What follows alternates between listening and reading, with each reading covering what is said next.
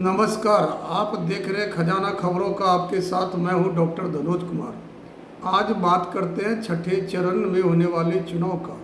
छठे चरण में टोटल सीट 58 का आज मतदान जारी है, जिसमें तीसरे चरण में जो अनंतनाग और राजौरी का जो 3 नंबर का जो था लोकसभा क्षेत्र, उसकी तीसरे चरण में स्थगित हो गई थी, वो भी आज छठे चरण में हो रहा है।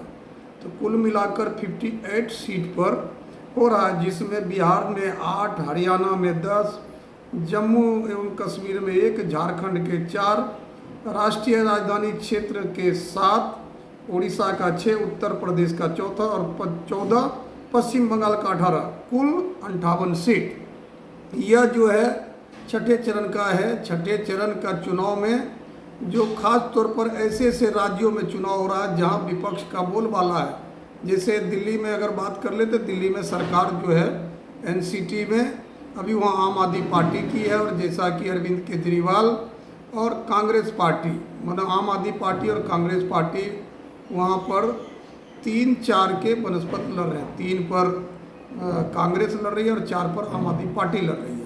ऐसे में देखने वाली बात यह है कि जो शून्य पर चलने वाली, दिल्ली में शून्य पर चलने वाली कांग्रेस पार्टी, जिन्होंने बिहार के एक ऐसे उम्मीदवार को अपना टिकट दिया है जो कि पहले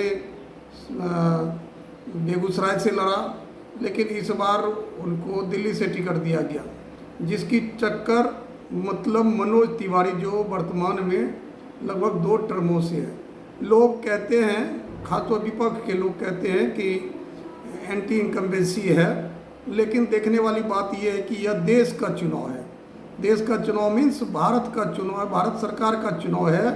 और एक तरफ चेहरा देश के वर्तमान प्रधानमंत्री नरेंद्र मोदी, जो बहुत ही लोकप्रिय है, जिसकी शालीनता दिखती है सोशल साइट्स पर, इलेक्ट्रॉनिक मीडिया पर, प्रिंट मीडिया पर। जब कोई भी कार्यकर्ता या कोई भी आम मानुष, चाहे वो अवार्ड में हो, राष्ट्रपति भवन में, जो भी प्रधानमंत्री को प्रणाम करने की कोशिश करता है, तो बदले में नरेंद्र मोदी जी भी उनको प्रणाम करते हैं। मौके कई ऐसे आए जहां सफाई कर्मचारी के पैर धोते हुए नजर आए, मजदूरों के साथ कुर्सी हटाकर उनके साथ बैठे हुए नजर आए। तो बहुत सारे हैं उनकी शालीनता की गाथा, जहाँ छोटे छोटे बच्चों से जब वो अपने रोड शो होता है या मान लीजिए कहीं जाता है प्रधानमंत्री, तो वहाँ जो छोटे बच्चे मिल जाते हैं, उनके साथ खेलना, उनको पुचकारना, दुलारना, ये सब तमाम चीज़ें आती है। और ख़ास तौर पर उसकी जो बोलने की शैली है, जो भाषण देने की शैली है, जो अपनी बातों को कहने की शैली है, उस शैली का पूरा देश दीवाना है, क्योंकि वो अपनी बात सीधी जनता तक पहुँचा देते हैं। क्योंकि मैं इसलिए ऐसा कह रहा हूँ कि जितने भी सभा और रैली हुए, किसी सभा रैली में भगदड़ नहीं हुआ। इससे साबित होता है कि नरेंद्र मोदी को सुनने के लिए लोग जो शांतिमय ढंग से सुनते हैं, उसका भी असर चुनाव में होगा। क्योंकि विपक्ष के जैसे अखिलेश यादव या राहुल गांधी, उनके सभा में कई बार भगदड़ हुआ और उनको मंच से वापस जाना पड़ा, अर्थात उन्होंने अपना भाषण भी नहीं दिया। इसलिए मैं ये बात बोला कि एक तरफ शालीन लीडर और एक तरफ ऐसे लीडर हैं जिनको जनता जहाँ पर उपद्रव मचाते हैं, जहाँ पर तमाशाबीन हो जाते हैं। ये सब भी बात देखना होता है देश का चुनाव में। और चूंकि एक चेहरा है सामने, बाकी विपक्ष कहता है कि हम चुनाव के बाद चेहरा देंगे, अर्थात जीतने के बाद हम सब एक कॉमन मिनिमम प्रोग्राम के तहत काम करेंगे और एक चेहरा हम लोग चुनाव के बाद मतलब चेहरा देंगे, देश के प्रधानमंत्री का चेहरा।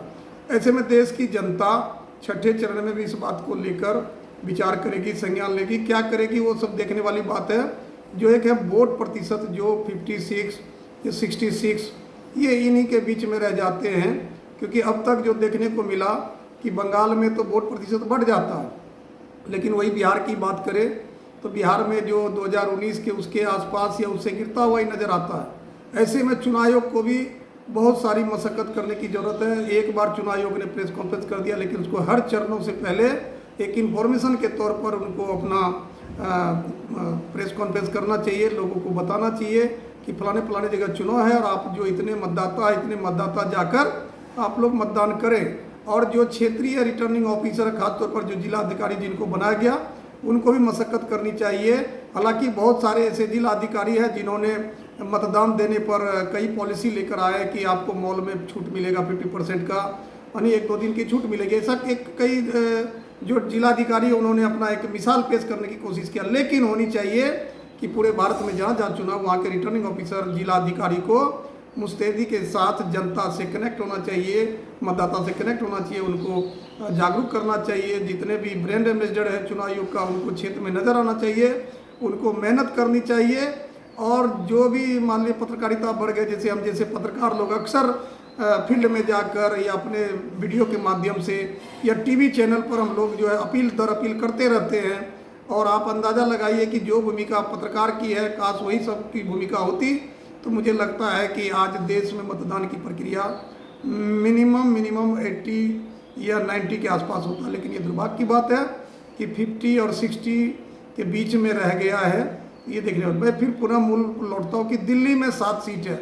देखने वाली बात है कि दिल्ली में जहाँ पर बीजेपी ने 7 चेहरे में 6 चेहरे बदल दिए और उन पर इल्ज़ाम लगता है कि 6 सांसद ने काम नहीं किया, इसलिए जनता के आक्रोश को देखते हुए बीजेपी ने वहाँ पर चेहरा बदल दिया, उम्मीदवार बदल दिया।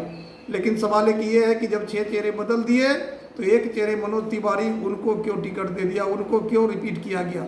तो कहीं ना कहीं कुछ बातें हैं जो विपक्ष का काम है आरोप लगाना और पक्ष का काम है अपने काम को गिनाना। अक्सर जो उनके बीजेपी के जो प्रवक्ता है टीवी शो में जो डिबेट है उसमें गिनाते हैं, प्लस मैनिफेस्टो भी दिया है। एक दूसरे के मैनिफेस्टो पर आरोप प्रत्यारोप का दौर है। लेकिन जितने भी लोग हैं खासतौर पर उन लोगों को अपने मत का अधिकार करना चाहिए, प्रयोग करना चाहिए और अच्छे बुरे को देखते हुए अपना मतदान करना चाहिए। क्योंकि मतदान की जो समझ है सबको है, चाहे वो आज के युग में जो भी नए मतदाता हो, ये पुराने मतदाता उनको भी पता है अच्छे बुरे क्या लीडर का रहा, कौन से नेता ने किस तरह काम किया। इन सब बातों को देखते हुए मतदान करना चाहिए। अगर यह वीडियो आपको अच्छा लगे तो आप इसको शेयर करें, लाइक करें और हमारे चैनल को इस तरह का वीडियो देखने के लिए खजाना खबरों को सब्सक्राइब करें। जय हिंद, जय भारत।